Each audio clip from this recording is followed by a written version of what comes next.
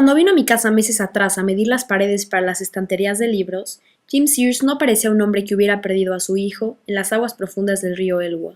Tenía mucho pelo, parecía tranquilo, restallaba los nudillos, vivía con energía cuando discutíamos sobre tablas y sujeciones, y este tono de roble comparado con aquel.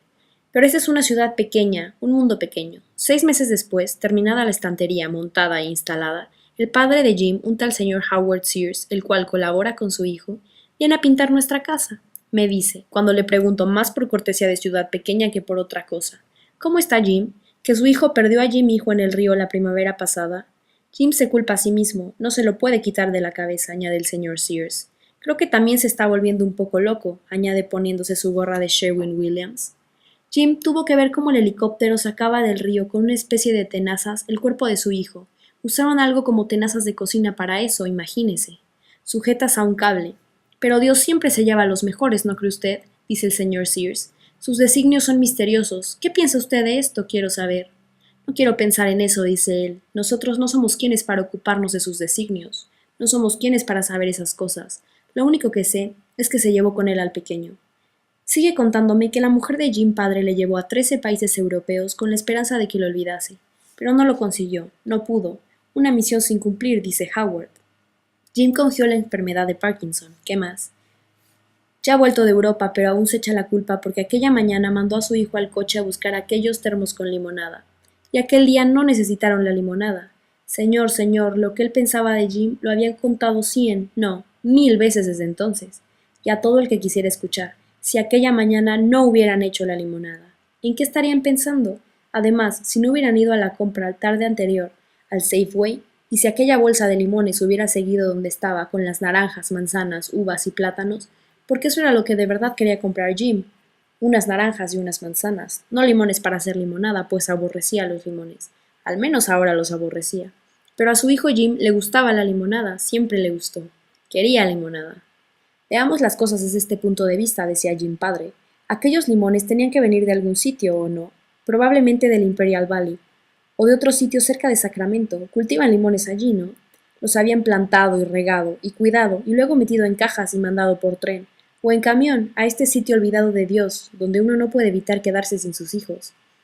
Esas cajas las descargaron del camión chicos no mucho mayores que el propio hijo de Jim. Luego tuvieron que desembalarlas esos mismos chicos, y los lavó otro chico que seguía vivo, andando por la ciudad, vivo y respirando.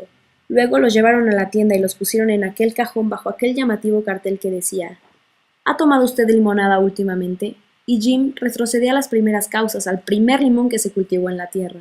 Si nunca hubiera habido limones, no habrían estado en la frutería del Safeway. Bueno, entonces Jim todavía tendría a su hijo, ¿o no? Y Howard Sears todavía tendría a su nieto, claro que sí. ¿Entiende? Había mucha gente que participó en esta tragedia. Estaban los granjeros y los que los recogieron, los camioneros, la frutería del Safeway, también Jim padre, que estaba dispuesto a asumir su cuota de responsabilidad, naturalmente. Era el que se sentía más culpable de todos, y seguía cayendo en picado, me dijo Howard Sears. Con todo, tendría que superarlo y seguir, con el corazón roto, cierto, pero incluso así. No hace mucho, la mujer de Jim consiguió que este aprendiese a tallar la madera en una academia de la ciudad. Ahora intenta tallar osos y focas, búhos, águilas, gaviotas, de todo, pero no puede estar demasiado con cada criatura y terminar su trabajo, es la opinión del señor Sears. El problema es, sigue Howard Sears, que cada vez que Jim mira su torno o su navaja de tallar, ve a su hijo surgiendo del agua del río cuando lo sacan.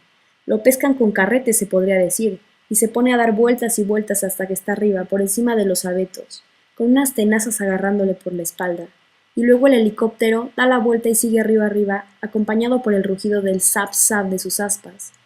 Jim hijo adelantó a los que le buscaban en la orilla del río, tiene los brazos estirados a los lados y despide agua. Pasa por encima una vez más, ahora más cerca, y vuelve un minuto después para que lo depositen, siempre con suavidad, directamente a los pies de su padre, un hombre a quien, habiéndolo visto todo, su hijo muerto sacado del río, con unas tenazas metálicas y dando vueltas por encima de la línea de árboles, solo le apetece morir.